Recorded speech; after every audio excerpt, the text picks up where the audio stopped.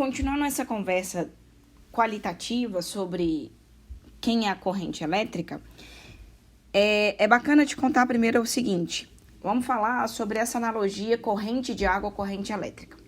Essa analogia, ela é interessante a princípio, mas ela tem muitas inadequações. Muitas coisas que meu medo de vocês utilizarem e pensarem nela como correta, fazendo ela sem as devidas precauções. Então, eu vou conversar só um pouquinho. Então, imagina o seguinte. Imagina que esse cano de água aqui, ó, ele tá ligado a sei lá que lugar e ele tá vazio. É possível você encher ele de água, né? Então, você começa enchendo ele de água, aí ele vai enchendo, pronto, ele está cheio de água, né? Então, você consegue ver que é possível produzir um cano cheio de água, um cano vazio de água. Você não consegue fazer isso com corrente elétrica, não é assim que funciona.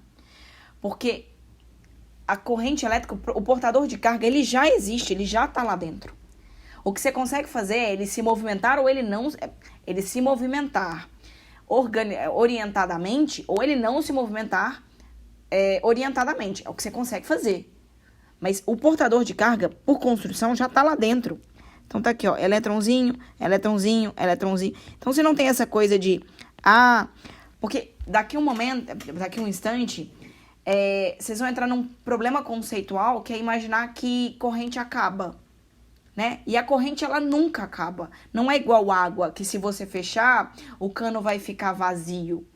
A corrente elétrica, ela só... Então, assim, ela começa a existir porque o movimento é ordenado, né? Mas o portador de carga, ele não desaparece. Mas a água do cano acaba. Mas o portador de carga não desaparece. Ele só para de se movimentar no sentido em que você deseja. Então, isso é importante a gente frisar agora, para lá na frente não dar problema. Quer ver outra inadequação?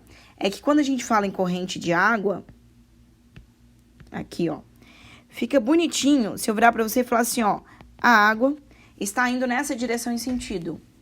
Isso é lindo. Você consegue entender um caminho bonitinho para a água. Não sofre agora, deixa para sofrer comigo depois. Sabe como é que funciona a corrente elétrica de dentro da sua casa?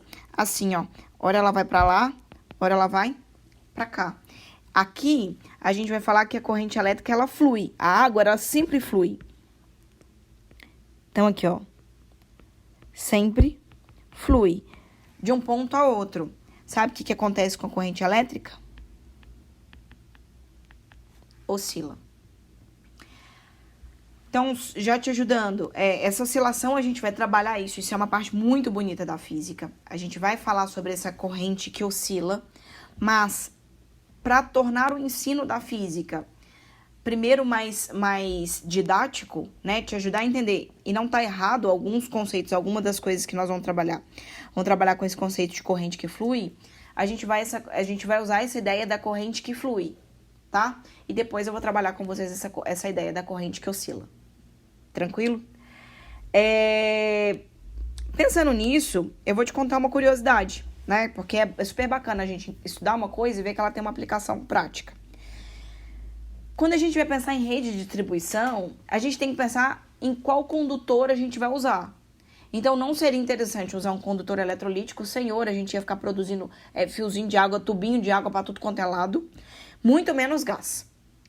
Então, a gente entendeu que é interessante para fazer a distribuição de energia elétrica, né, usando correntes elétricas, usar fio metálico. Qual fio? Né? Então, a gente vai falar o seguinte, para se decidir qual é o fio metálico que a gente ia escolher, a gente tinha que pensar em 3 características. Primeiro, a condutividade elétrica desse fio. Então, tem que ser um metal, mas tem que ser um metal que conduz bem. Então, nesse caso, vamos colocar aí, ó, 4. Ouro, prata, cobre e alumínio. Excelentes condutores, ouro e prata, tá? Tanto é que, outra curiosidade, o processador dos computadores e processadores em geral de celulares, eles são banhados a ouro, tá? E aí, por que é banhado? Por que eu não preciso fazer ele maciço de ouro? Vocês já sabem a resposta. Porque a gente já falou que quando há excesso de cargas em um corpo condutor, o excesso se localiza na superfície. Então, eu não preciso fazer com que todos os encaixes do meu processador sejam de ouro maciço. Eu só preciso banhar eles a ouro, tá? Então, beleza, se em termos de condutividade, a gente ia escolher o ouro e a prata. Só que aí você vai lá e olha o custo. E aí a gente vai pegar uma coisa super atual, que é, se as pessoas roubam a fiação de cobre, imagina se a sua fiação fosse feita de ouro ou de prata. Então, metais, vou pegar o ouro, né? Um metal extremamente maleável, um excelente condutor elétrico, mas um custo altíssimo. Então, a gente acaba cortando no nosso processo ouro e prata. Então, a gente vai escolher ou cobre ou alumínio. E aí, isso vai depender da densidade. Por exemplo, o cobre é muito mais denso do que o alumínio. Então, você vai encontrar cobre principalmente nas instalações elétricas das casas e instalações elétricas subterrâneas. Se há alguma coisa que você vai ter que colocar aéreo, você vai preferir usar fio de alumínio, tá? E aí, agora eu vou te contar uma coisa histórica, tá? É uma continuação da matéria, mas agora já é o nosso 1.1. Eu sei que vocês adoram quando eu faço isso.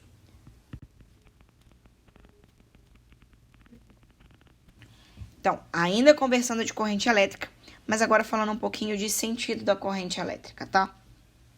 E para eu falar de sentido, eu vou fazer uma analogia com vocês.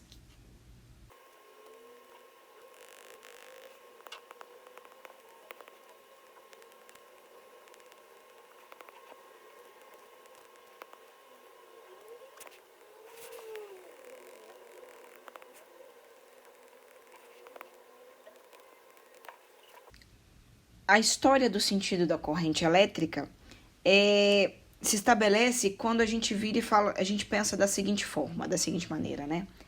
Bom, se eu vi algo na natureza que se comporta dessa forma, então eu posso pegar esse modelo e expandir para outras coisas da natureza. Qual é o modelo que foi expandido? Vamos pegar um lago. Então eu cortei um perfil de um lago e estou te colocando para a gente olhar ele de frente. Um lago, e esse meu lago ele é muito específico, tá? Esse meu lago, ele não tem diferença de profundidade, ele não tem corrente de água, ele não tem corrente de ar em cima dele. O meu lago está parado, e parado ele vai continuar, porque da forma como eu narrei, não existe como você fazer esse lago se mexer, tá? Então tá lindo ali. Pensando nisso, imagina que eu tenho uma gotinha de água no ponto A, e a minha pergunta é, existe algum motivo para minha gotinha de água no ponto A decidir ir para o ponto B? Então, a minha resposta para você é não. Se você pensou sim, para de pensar e volta. É não. Se o lago não se mexe, se nada se mexe, se não existe nada, não existe nenhum, como é que a gente fala? Incentivo para que aconteça esse movimento, então esse movimento não ocorre. A gotinha vai ficar paradinha. Agora eu vou usar uma coisa muito mais chique, né?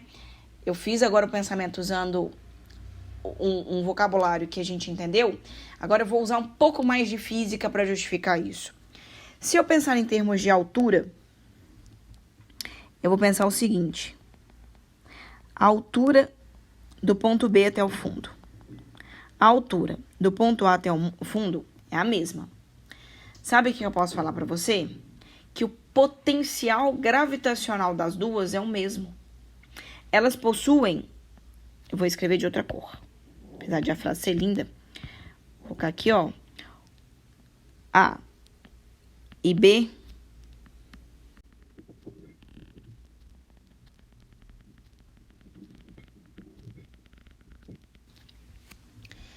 então vamos lá, A e B com o mesmo potencial gravitacional, ou seja, não tem nenhum motivo de A ir para B ou de B ir para A, pensando que não tem nada lida naquele incentivo, né?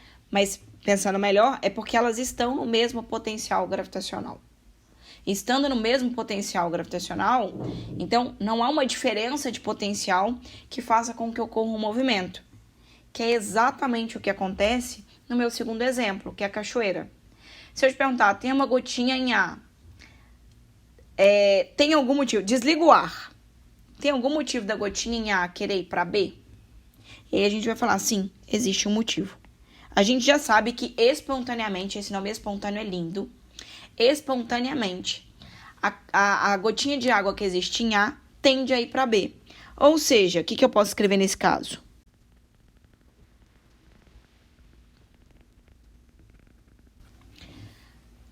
Olha que lindo. Então, eu percebi o seguinte, existe um movimento se existir uma diferença de potencial gravitacional.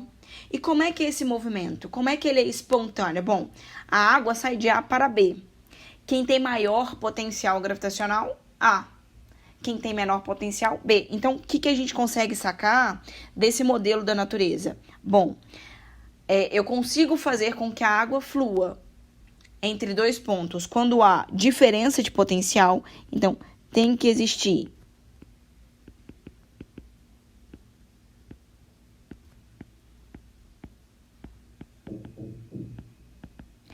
e mais ainda, a diferença de... Esse movimento vai acontecer num sentido muito específico. A gotinha ela não vai de B para A, ela sempre vai de A para B. Em qualquer situação que você pensar, coloca uma coisa, um potencial gravitacional maior e libera essa coisa para se mover. Ela sempre se move em direção ao menor potencial gravitacional. Então, tem que existir diferença de potencial e o movimento ocorre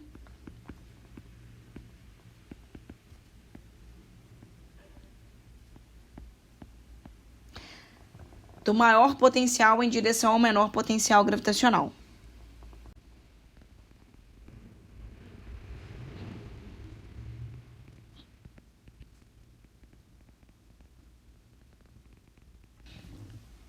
Então, pega esse modelo agora e vamos aplicar ele à eletricidade. A gente sabe que existe diferença de potencial elétrico. O que a gente vai pensar então? Ele vai pensar o seguinte, coloca um condutor aqui. Então, tá aqui o nosso condutor. O que é que tem dentro do nosso condutor? Já que a gente está tratando de um condutor metálico, que é o que a gente adora fazer, vamos colocar portadores de carga aqui. Não, você ainda não sabe que o portador de carga é um elétron. Você está preso a um século atrás. Você sabe que tem algo se movimentando, mas você não sabe o que é que tem se movimentando. Mas o que é que você já tem que a natureza te contou? A natureza te falou o seguinte, bom, vamos colocar dois potenciais aqui. Um potencial maior, e aí a gente discutiu, e é por isso que a eletrostática é bem importante. A gente discutiu que o potencial maior fica mais perto da carga positiva, e quando você vai se afastando, esse potencial diminui. E o potencial diminuir, a gente define isso como um potencial negativo. Então, tá aqui, ó. Se eu colocar positivo de um lado e negativo de outro, isso daqui define o meu maior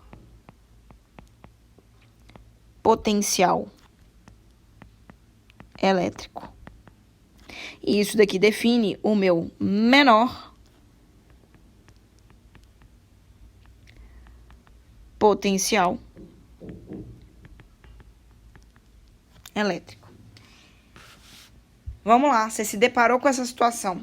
Você sabe que na natureza, o portador de a água flui do maior potencial gravitacional para o menor potencial gravitacional. Nessa situação, então, o que é que vai fluir dentro de um condutor saindo do maior potencial elétrico para o menor potencial elétrico? Eu vou te dar 2 segundos para você responder. Sim. A primeira possibilidade que foi postulada é que os portadores de carga, e essa cor ficou horrenda,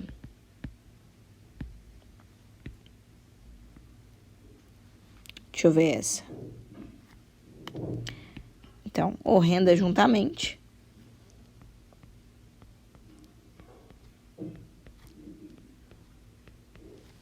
Eram prótons, tá?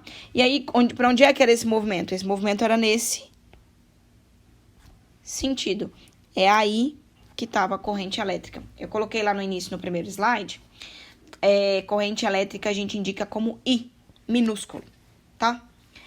Então, você falou assim, ó, que lindo! Então, a primeira corrente elétrica postulada na ciência foi uma corrente elétrica de prótons? Foi. São prótons? Não, a gente já percebeu, e eu tô desde o início da aula comentando com vocês, que quem se move são os elétrons por serem elétrons livres, por serem os portadores de menor massa. E mais ainda, os portadores em que a ação da força elétrica é bem menor e permite esse movimento entre eles. Mas a primeira possibilidade, pensando na natureza, foi colocada como portador de carga positivo, um próton. E aí, qual que é a diferença entre a natureza e, entre a gravitação e a eletricidade, a força elétrica, né? É porque a gravitação só existe a força de atração. Então, tudo é atraído. A Terra atrai todos os corpos ao redor dela. Não existe repulsão. A Terra nunca repeliu ninguém. Agora, quando você vai para a eletrostática, desculpa, a gente tem as forças de atração e as forças de repulsão. É por isso que não foi de cara, logo de início, pensado numa outra possibilidade. E se forem elétrons? Bom, não percebendo isso, ainda não tendo estabelecido força elétrica de repulsão, não foi estabelecida a possibilidade de os condutores, na verdade, agirem de outra forma, tá? Os condutores não, os portadores de carga. Então, vamos lá. O que a gente tem aqui, ó?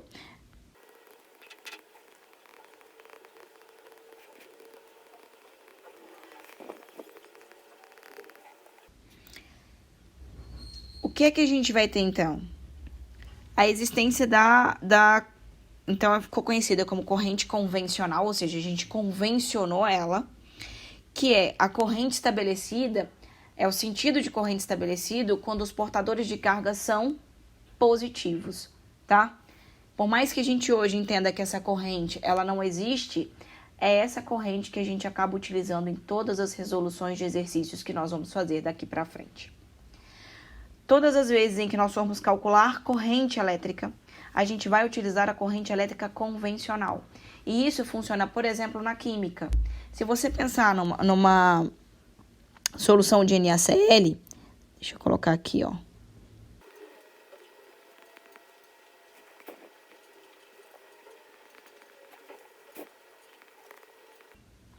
Então, vamos lá. Se a gente pensar numa solução eletrolítica, vamos lá dissolver uma NaCl. Você vai ter duas correntes. Uma corrente iônica de portadores de carga positivo e uma de portadores de carga negativo. E aí vai ter Na indo num sentido, vou colocar em verdinho, ó, Na vindo para cá, Cl- indo no sentido oposto. Para química, se ele virasse para você e falasse assim, calcule a corrente elétrica. Quem é a corrente elétrica que você está calculando? A de Na+. É a corrente elétrica produzida por um portador positivo. Numa solução eletrolítica, até que isso não é um problema. Agora, quando a gente fala de um condutor metálico, isso é um problema, porque não é o portador de carga positivo que está se movimentando, tá?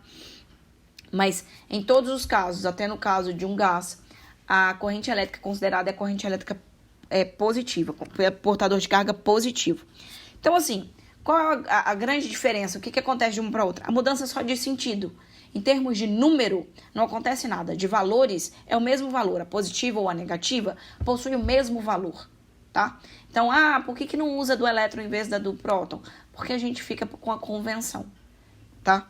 E aí, o que é a real, né? O que realmente está acontecendo ali dentro? O que está acontecendo ali dentro é isso daqui.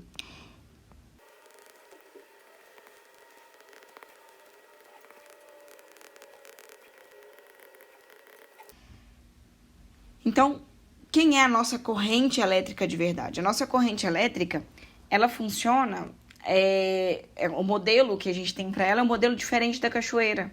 Se você aplicar o modelo da cachoeira aqui, vai ser muito engraçado, porque o que é que acontece dentro de um fio elétrico? Quem se move, o portador de carga, ele é negativo. Então, nós temos elétrons como portadores de carga. E qual é a direção de movimento dos portadores de carga? Então, a gente vai ver elétron repele elétron, então o movimento acontece nesse sentido. E aí, se você pensar bem, ele sai do menor potencial elétrico em direção ao maior potencial elétrico. É como se a água da cachoeira subisse. Então, a gente entende por que de cara eles não vão aceitar que o movimento de portadores de carga é do menor para o maior. Porque a modelagem que a gente tem da natureza é uma modelagem invertida. Entendeu? E nós vamos chamar essa corrente de corrente real.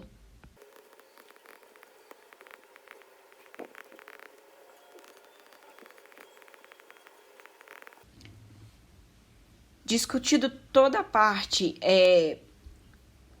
qualitativa de corrente elétrica, a próxima parte agora é falar sobre quantitativo. Como é que calcula a corrente elétrica? Espera aí que eu já continuo.